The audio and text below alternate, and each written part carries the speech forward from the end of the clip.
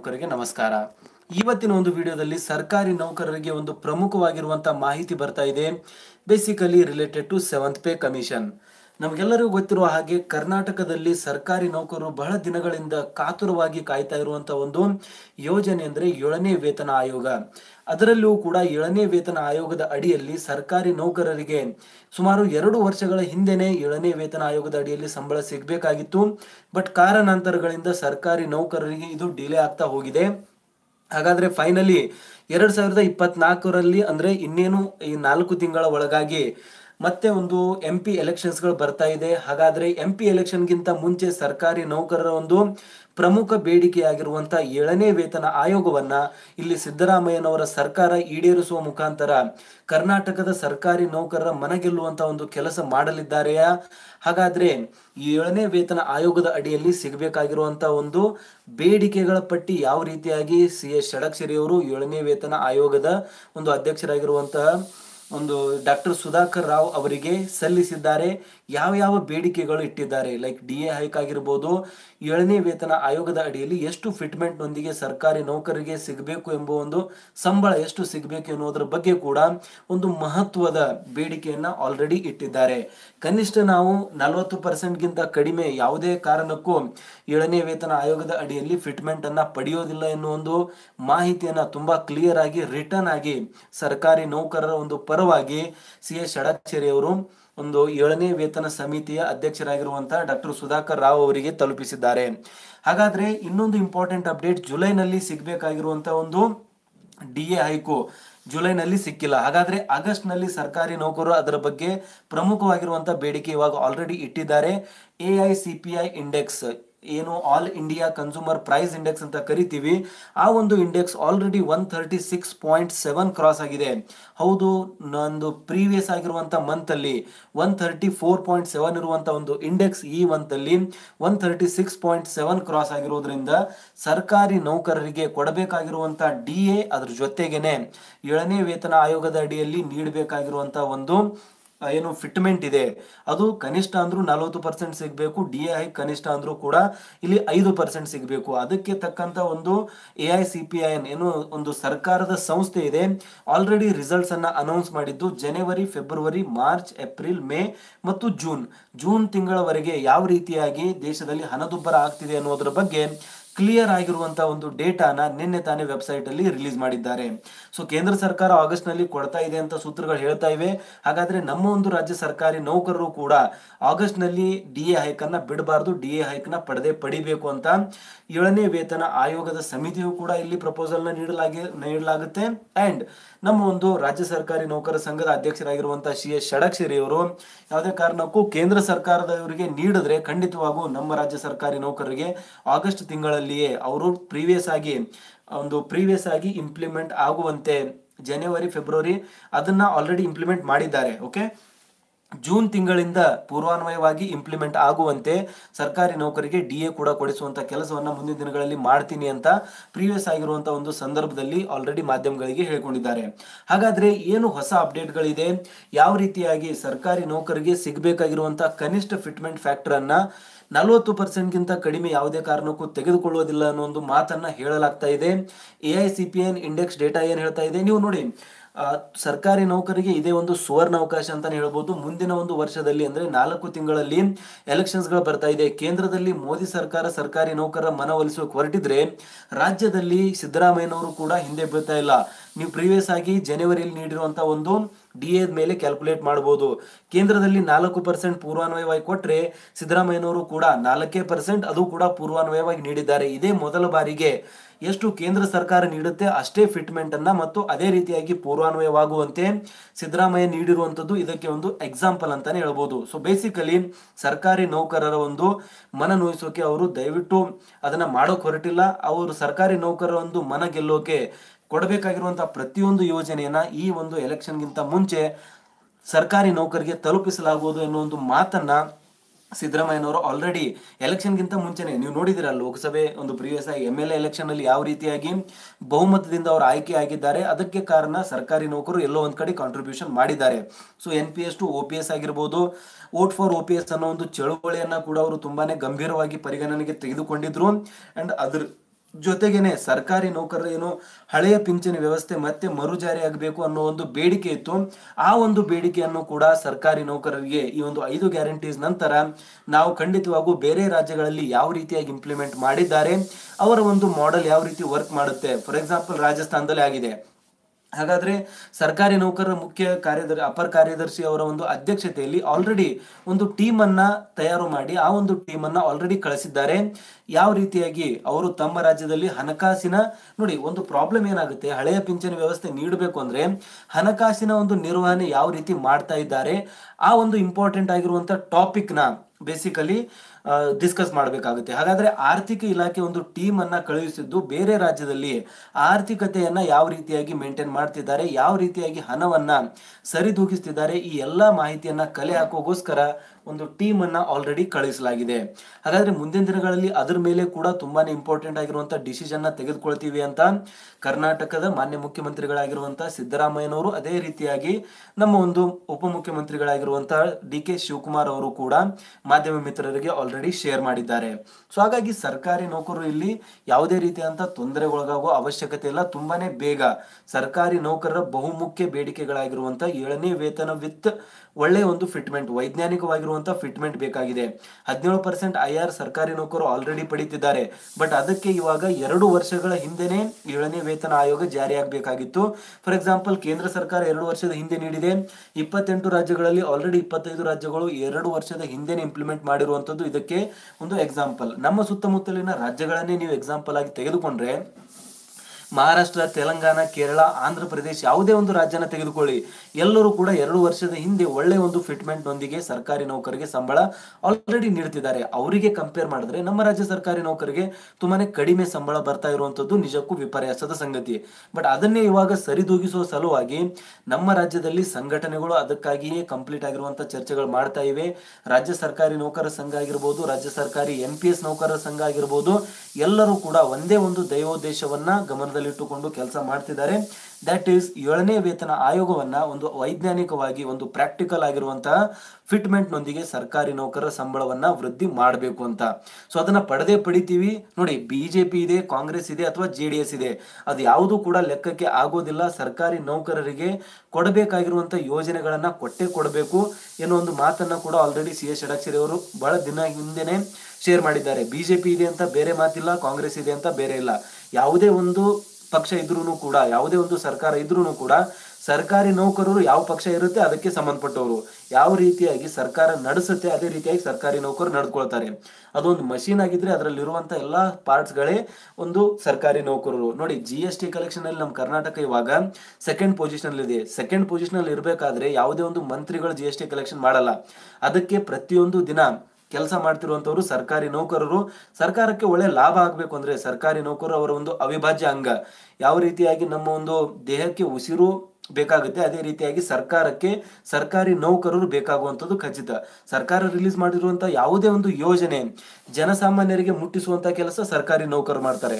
ಹಾಗಾದ್ರೆ ಸರ್ಕಾರಿ ನೌಕರು ನೀವು ನೋಡಿದ್ದೀರಾ, ಸರ್ಕಾರಿ ನೌಕರು ಬರೀ 4 ಅವರ್ ಒಂದು ಸ್ಟ್ರೈಕ್ ಅನ್ನ ಮಾಡಿದ್ರೆ 17% ಮಧ್ಯಂತರ ಪರಿಹಾರವನ್ನ ಇಮಿಡಿಯೇಟ್ ಆಗಿ ಮಂಜೂರಾತಿ ಮಾಡಲಾಯಿತು. ಸೊ ಇದು ನಿಮ್ಗೆ ಅರ್ಥ ಆಗುತ್ತೆ. ನಮ್ಮ ಒಂದು ಸರ್ಕಾರಿ ನೌಕರರು ನಿಜವಾಗ್ಲೂ ಏನಾದ್ರೂ ಪಡಿಬೇಕು ಅಂತ ನಿಂತ್ರೆ ಅದನ್ನ 4 ಅವರಲ್ಲಿ ಪಡೆದಿದ್ದಾರೆ. ಹಳೆಯ ಪಿಂಚಣಿ ವ್ಯವಸ್ಥೆಗೆ ಸಮಿತಿ ಕೂಡ ರಚನೆ ಆಯಿತು. ಬರೀ 4 ಅವರಲ್ಲಿ 17% ಮಧ್ಯಂತರ ಪರಿಹಾರವನ್ನ ಇಲ್ಲಿ ಸರ್ಕಾರ ಘೋಷಣೆ ಮಾಡ್ತು. ಯಾರೋ ಒಬ್ರು ಸ್ಟ್ರೈಕ್ ಮಾಡ್ತಿದ್ದಾರೆ ಅದು ಬೇರೆ ಮಾತು. ಸರ್ಕಾರಿ ನೌಕರರೇ ಸರ್ಕಾರದ ವಿರುದ್ಧ ಸ್ಟ್ರೈಕ್ ಮಾಡಿದಾಗ ಸರ್ಕಾರದ ಕೆಲಸ ಕಂಪ್ಲೀಟ್ ಆಗಿ ನಿಂತು ಹೋಗುತ್ತೆ. ಅವರ ಒಂದು ಕೆಲಸ ನಿಂತು ಹೋದಾಗ ಪಬ್ಲಿಕ್ ತೊಂದರೆ ಆಗುತ್ತೆ. ಹಾಗಾಗಿ ನಾವು ಆ ಒಂದು ರೀತಿಯಲ್ಲಿ ಸ್ಟ್ರೈಕ್ ಮಾಡೋದು ಬೇಡ, ಜನಸಾಮಾನ್ಯರಿಗೆ ತೊಂದರೆ ಮಾಡೋದು ಬೇಡ.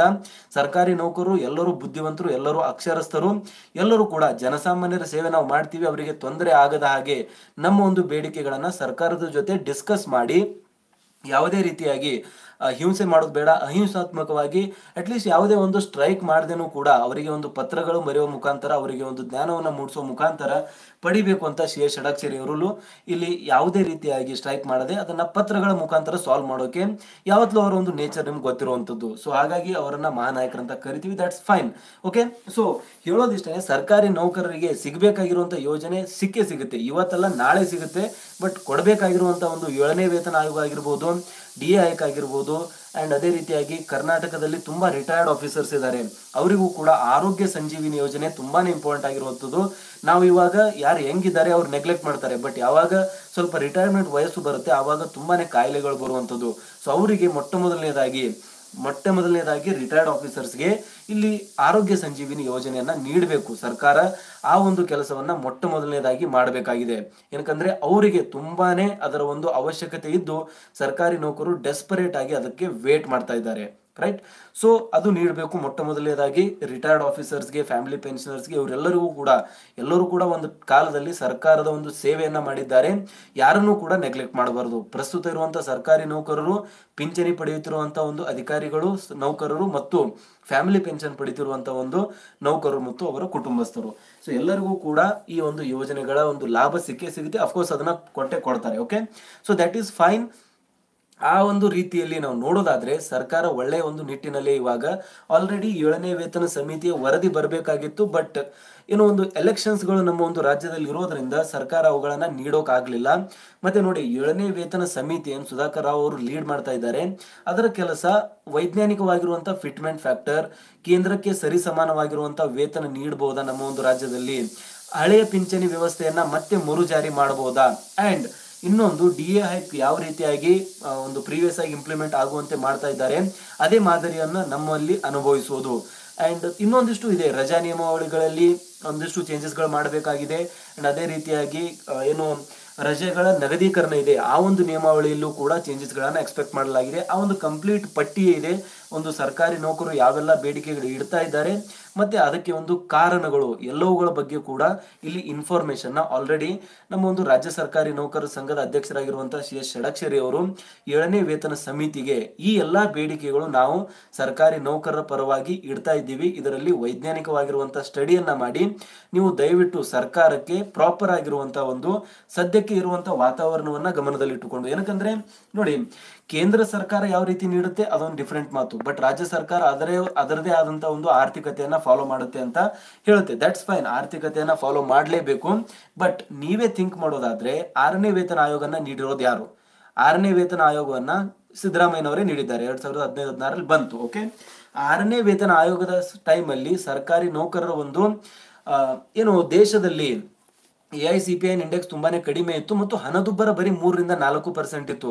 ಆ ಒಂದು ಟೈಮಲ್ಲೇ ಸರ್ಕಾರಿ ನೌಕರರಿಗೆ ಭರ್ಜರಿಯಾಗಿ 30% ಫಿಟ್ಮೆಂಟ್ ಅನ್ನ ನೀಡಲಾಗಿತ್ತು. ಸರ್ಕಾರಿ ನೌಕರರ ಸಂಬಳ ಆಲ್ಮೋಸ್ಟ್ 70% ಏರಿಕೆ ಆಗಿತ್ತು. ಏನು 15,000 ಏನು ಪಡಿತಾ ಇದ್ರು ಗ್ರೂಪ್ ಡಿ ನೌಕರರು, ಅವರಿಗೆ 21,000ವರೆಗೂ ಪಡೆಯುವಂತ ಭಾಗ್ಯ ಸಿಕ್ಕಿತ್ತು. ಅದೇ ರೀತಿಯಾಗಿ ಯಾವ ರೀತಿ ಬೇಸಿಕ್ ಇನ್ಕ್ರೀಸ್ ಆಗ್ತಾ ಹೋಗಿತ್ತು, ನೌಕರರ ಸಂಬಳ ಕೂಡ ವೃದ್ಧಿ ಆಗ್ತಾ ಹೋಗಿತ್ತು. ಬಟ್ ಇವಾಗ ನೀವು ನೋಡೋದಾದ್ರೆ ನಮ್ಮ ಒಂದು ದೇಶದಲ್ಲಿ AICPI ಇಂಡೆಕ್ಸ್ ನಾನು ಬರೆದಿರೋ ಹಾಗೆ 136.7ಗೆ ತಲುಪಿದೆ.